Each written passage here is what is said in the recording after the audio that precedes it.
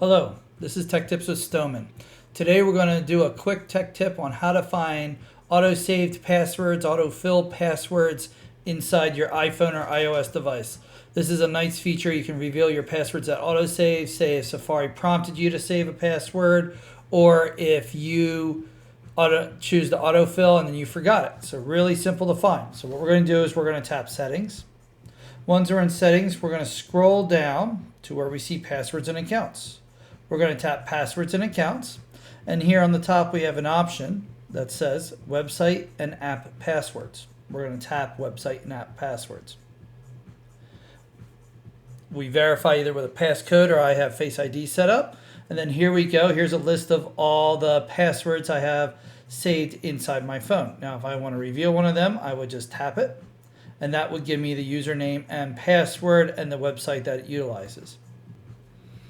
I hope this helps you out. This is Tech Tips Stoneman. Quick tech tip on how to find your password inside of your iOS iPhone.